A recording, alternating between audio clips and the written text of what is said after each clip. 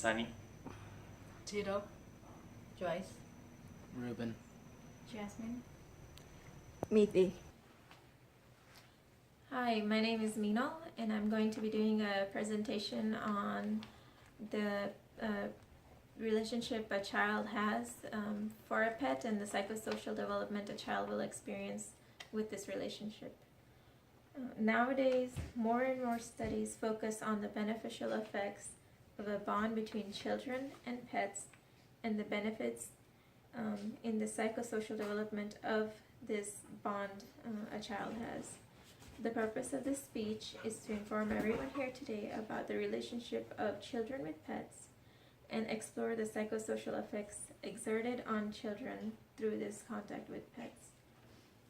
The information presented here is based on a website called academia.com, and then I'm also going to include certain personal experiences. Children who grew up with pets have beneficial effects on the sociability and emotional development. Moreover, this interaction with animals seem to increase empathy, self-esteem, responsibility, and autoimmunity. Pets provide emotional relief and support to a child. They also create a feeling of security for many situations and in many stressful situations for a child. Studies have shown that pet can be a motivator for children in learning and can benefit their cognitive development as well.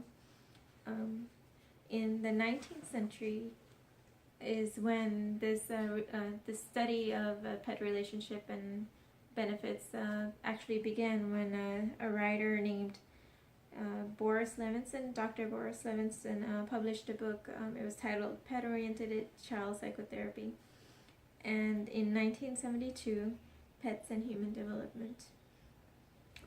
These two publications were the most significant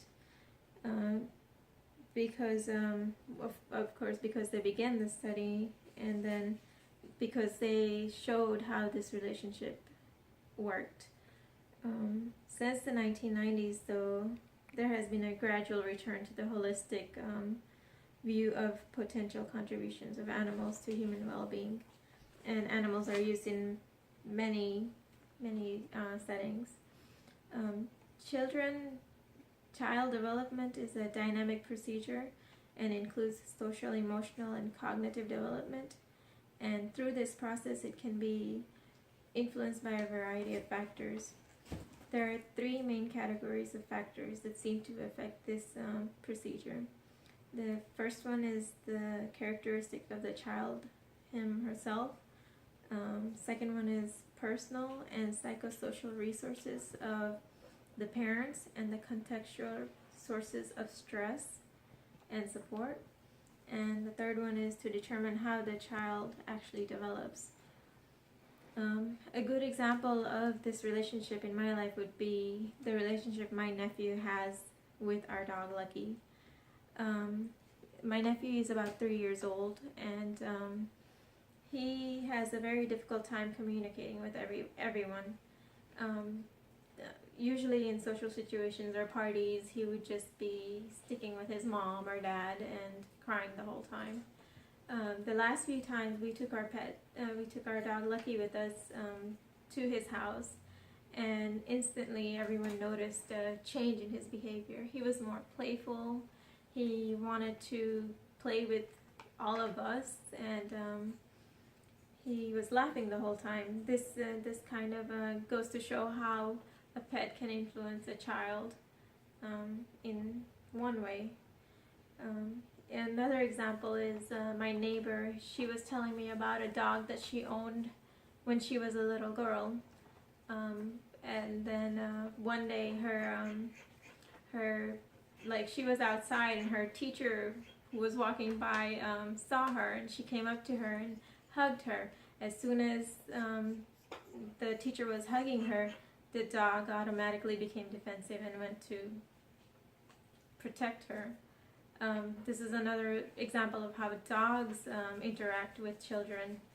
It's also reversed. I mean, it works both ways. So in conclusion, I would like to say that children who develop strong bonds and close relationships with pets seem to have greater empathy than children with a weak relationship with animals or those who do not have a pet at all. Also, the development of social skills seem to depend on the importance of this bond versus just having a pet in a house. Thank you.